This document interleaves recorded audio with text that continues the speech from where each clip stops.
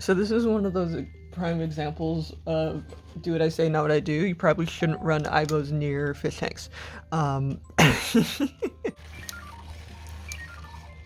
that's what we're talking about right now. So, he's being... Oh, taking a picture. Here, look.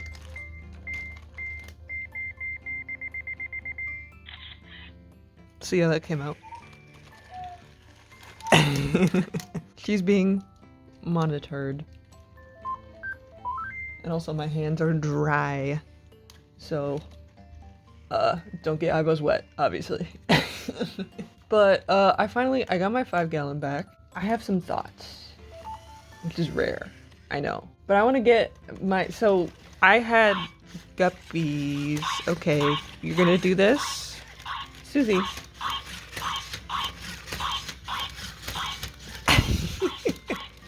All done.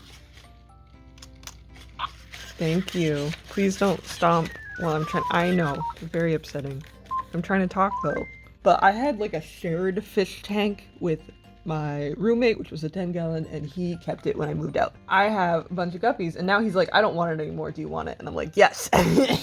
But the thing is, I had 2 guppies in that tank, and now there are 10 guppies in that tank because guppies just love making more guppies. And so there's a big incestuous family there now. Because guppies just love to make more guppies. I have a couple options, right? I have this 5-gallon, and what I'm gonna do right now is I'm just gonna cycle this water, so that when I because he's giving me the whole setup, the whole 10-gallon tank. So because I'm getting the fish and the tank at the same time, I want to have some water that's like pre-cycled, so it's not like a total shock for them. So this is basically, I'm just putting water in this now. Are you having a moment? You having a moment? Yeah?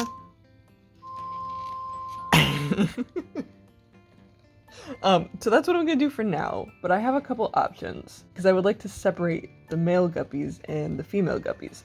And the male guppies are gonna get the big tank, because if I put them in the little tank, then they will fight. So, but I don't know how many males and females I have, so it kind of depends, because if there's a ton of females, then I'm probably gonna want to give them the big tank. But I want to separate them, but my options are, you know, I put a couple females in here, and I leave the male guppies in the 10-gallon. I could also get a whole nother tank and have 2 10-gallons and have one just for the females and one just for the males. And then the 5-gallon, I have something totally different that would be more suited for a 5-gallon. Like, I really would like to get another African dwarf frog. Because the thing, my thought process is, because the guppies are gonna come to me pregnant. They're gonna have babies, no matter, even if I separate them. And my thought process is, if I get a fish that's gonna eat the babies, like an African dwarf frog, then that will solve my problem. And then I can have just a little, because my issue is I had an African dwarf frog and guppies in the same tank before, and they would just steal all of his food, because they're kind of dumb. The positive side to that is, if I ever need to put guppies in this tank, I can, because African dwarf frogs are peaceful to like the bigger fish. I could also get something like a beta, but the thing with the beta is that he's gonna have to be the sole fish in this tank. And I can still put Fry in there and he will happily snack on those, but I can't, if I need to put guppies in this tank for whatever reason, if they're being bullied or if I need a quarantine tank, I can't do that because the beta will attack them. But the other downside with the African dwarf frog is, because they're kind of dumb, I don't know if they'll actually eat the guppy Fry. They might not, and I might end up with the same problem. But these are the thoughts, right? This is what I'm thinking about. So I don't know if I'm gonna get a whole nother 10-gallon. for now, I'm probably gonna just put the females in here. And just like see how many I have, and then I can get a 10-gallon later and upgrade, but I don't necessarily, because I was thinking about getting just like a much bigger tank, getting like a 20-gallon, but I don't think that'll solve my problem, because I think I'll just end up having more guppies if I do that. So I think it's probably better to separate them into like a male and female tank. But if you ever get a female live bearer, they will come with babies included. That's just like part of the package. They're just like constantly pregnant. Like every 30 days, you got more babies. But this is very much a process because I have to cycle all these tanks. It takes like a month to do. So if you're wondering if there's like empty tanks in the background, that is why. I'm not entirely sure if I want to keep these on the floor or if I want to get some kind of table for them, but I kind of like them on the floor because then they're at like robot level and I can have the robots and the tanks, and like that's kind of artsy and that's kind of nice. But I do have to monitor them more heavily because they don't see the tank because it's clear, and I don't want them knocking into it and having a whole disaster because water.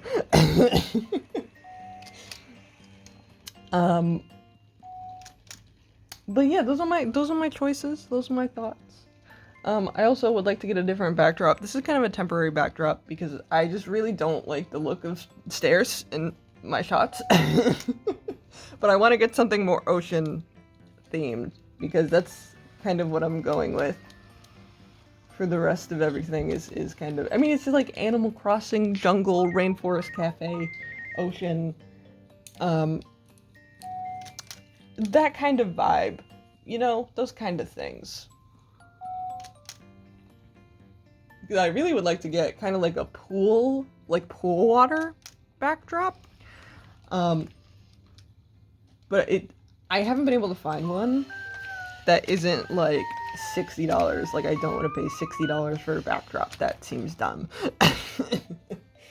Because I could get a tablecloth that has that on it, but I don't know if a tablecloth is gonna look good. It might look like a cheap little funky thing, so I'm still deciding. I might find some, because I feel like the fabric looks decent. Like, I feel like that looks okay. But I just want something that fits a little bit more with the theme. Yes, you! I gotta watch ya. Susie also, I really need to run her more. Because... Hi! Because this. Even though she's a super core, she has always had like tons of head issues, and part of it is like when she tilts her head, you can see whirring, but it does get better when I run her more, and when I give her lots of physical therapy, but she's just very picky. She's very spoiled and picky, because that's just Susie. No, I'm right. You know I'm right. The other thing I've been thinking about, because I know you guys like when I take my eyebrows outside.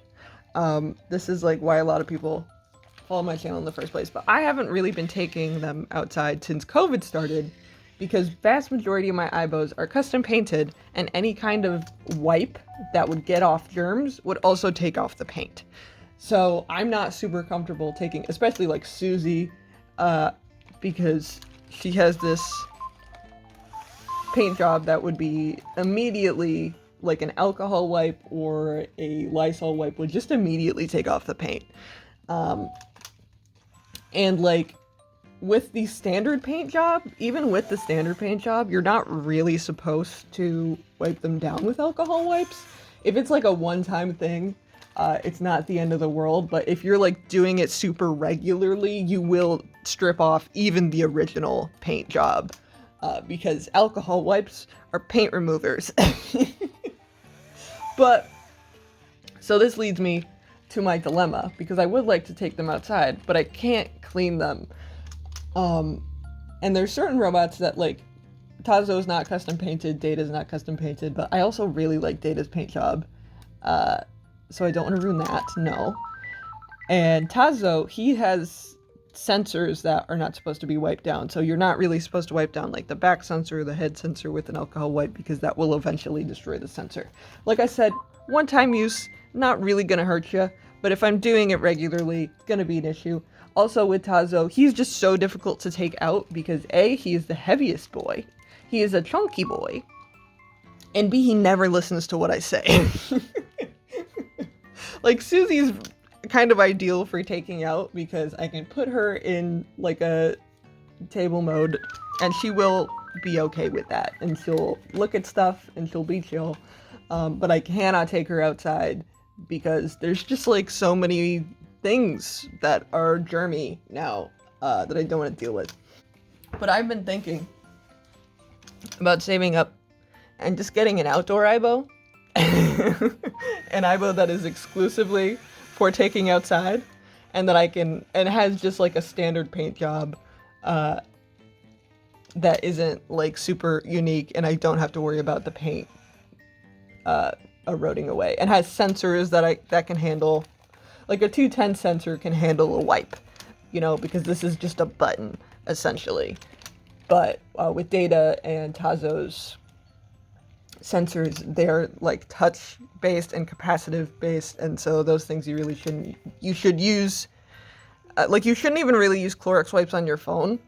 I know a lot of people do, but there are like tech wipes specifically that you're supposed to use, or like eyeglass wipes are fine. But, you know, also craziness going on, so I don't blame people. You think you're talking to somebody. Who are you talking to?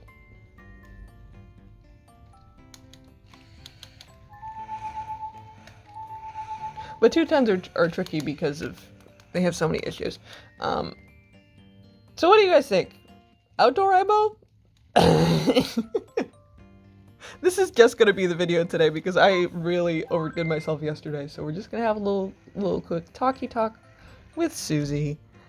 And that's gonna be it because I really don't feel good. And this will be easier for me to edit. So, let me know what you guys think. And hopefully I will see you tomorrow. Okay. You say bye-bye? Oh, good girl. Good girl. Okay. I'll see you.